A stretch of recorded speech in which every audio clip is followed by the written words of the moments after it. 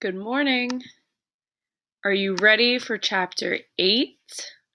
If you look at the pictures, I bet you can figure out who this chapter is about.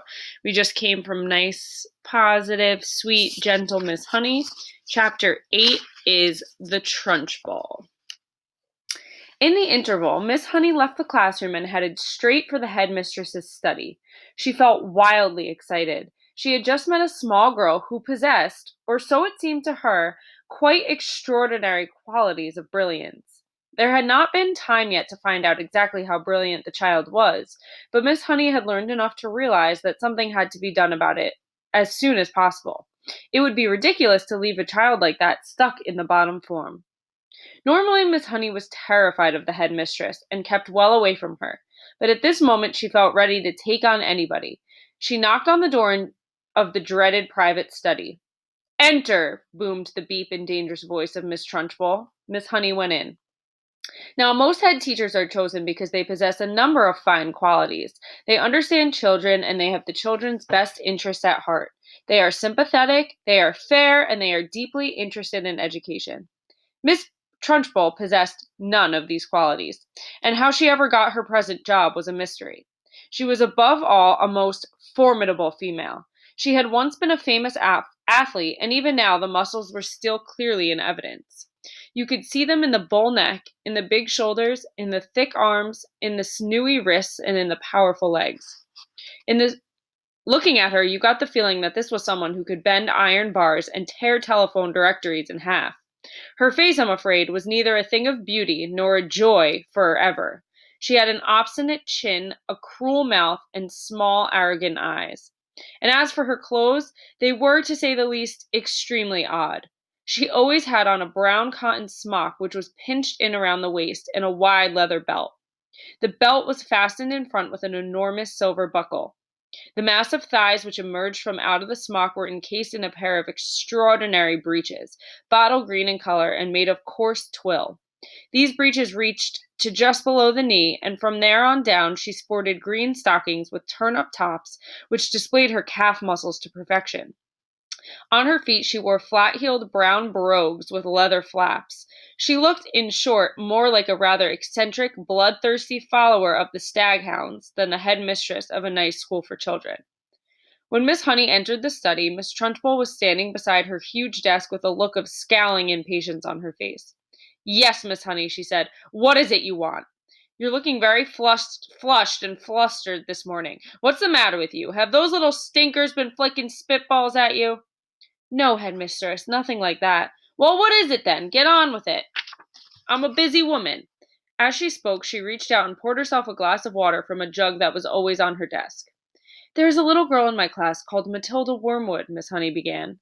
"That's the daughter of the man who owns Wood Motors in the village," Miss Trunchbull barked. She hardly ever spoke in a normal voice. She either barked or shouted. "An excellent person, Mr. Wormwood," she went on. "I was in there only yesterday. He sold me a car, almost new, only done 10,000 miles. Previous owner was an old lady who took it out once a year at the most. A terrific bargain. Yes, I liked Wormwood, a real pillar of our society. He told me the daughter was a bad lot, though. He said to watch her. He said if anything bad ever happened in the school, it was certain to be his daughter who did it. I haven't met the little brat yet, but she'll know about it when I do. Her father said she's a real wart." "Oh, no, headmistress, that can't be right," Miss Honey cried. "Oh, yes, Miss Honey, it darn well is right. In fact, now I come to think of it, I'll bet she was the one who put that stink bomb under my desk here first thing this morning. The place stank like a sewer. Of course it was her. I shall have her for that. You see if I don't. What's she look like? Nasty little worm? I'll be bound. I have discovered, Miss Honey, during my long career as a teacher, that a bad girl is a far more dangerous creature than a bad boy.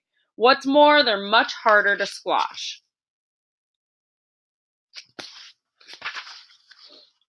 Squashing a bad girl is like trying to squash a blue bottle. You bang on down on it and the thing isn't there. Nasty, dirty things little girls are. Glad I never was one." "Oh, but you must have been a little girl once, headmistress. Surely you were." "Not for long, anyway," Miss Trunchbull barked, grinning. "I became a woman very quickly." "She's completely off her rocker," Miss Honey told herself. "She's barmy as a bedbug." Miss Honey stood resolutely before the headmistress. For once she was not going to be browbeaten. "I must tell you, headmistress," she said, "that you are completely mistaken about Matilda putting a stink bomb under your desk." "I am never mistaken, Miss Honey." "But, headmistress, the child only arrived in school this morning and came straight to the classroom." "Don't argue with me, for heaven's sake, woman. This little brute Matilda, or whatever her name is, has stink bombed my study. There's no doubt about it. Thank you for suggesting it." "But I didn't suggest it, headmistress." "Of course you did. Now what is it you want with my time, Miss Honey? Why are you wasting it?" "I came to talk to you about Matilda, headmistress. I have extraordinary things to report about the child. May I please tell you what happened in class right now?" "I suppose she set fire to your skirt and scorched your knickers," Miss Trunchbull snorted. "No, no," Miss Honey cried out. "Matilda is a genius." At the mention of this word, Miss Trunchbull's face turned purple and her whole body seemed to swell up like a bullfrog's. "A genius?" she shouted. "What piffle is this you're talking about, madam? You must be out of your mind. I have her father's word for it that the child is a gangster." "Her father is wrong, headmistress." "Don't be a tort, Miss Honey. You have met the little beast for only half an hour, and her father has known her all her life." But Miss Honey was determined to have her say, and now she began to describe some of the amazing things Matilda had done with arithmetic. "So she's learned a few tables by heart, has she?" Miss Trunchbull barked. "My dear woman, that doesn't make her a genius. It makes her a parrot." "But, headmistress, she can read."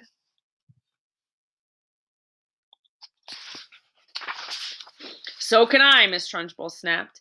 "It is my opinion," Miss Honey said, "that Matilda should be taken out of my form and placed immediately in the top form with the 11-year-olds." "Ha!" snorted Miss Trunchbull. "So you want to get rid of her, do you? So you can't handle her? So now you want to upload her on the wretched Miss Plimsoll in the top, where she'll cause even more chaos?" "No, no," cried Miss Honey. "That is not my reason at all."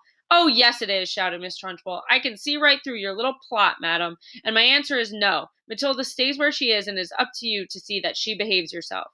"But, headmistress, please—" "Not another word," shouted Miss Trunchbull. "And in any case, I have a rule in this school that all children remain in their own age groups, regardless of ability. Great Scott, I'm not having a little 5-year-old sitting with the senior boys and girls on the top form. Who ever heard of such a thing?" Miss Honey stood there helpless before this great red-necked giant. There was a lot more she would like to have said, but she knew it was useless. She said softly, "Very well, then. It's up to you, headmistress." "You are right, it's up to me," Miss Trunchbull bellowed. "And don't forget, madam, that we are dealing here with a little viper who put a stink bomb under my desk." "She did not do that, headmistress." "Of course she did it," Miss Trunchbull boomed. "And I'll tell you what.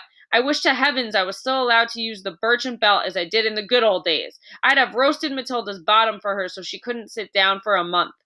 Miss Honey turned and walked out of the study feeling depressed, but by no means defeated. "I'm going to do something about this child," she told herself. "I don't know what it will be, but I shall find a way to help her in the end." Go respond.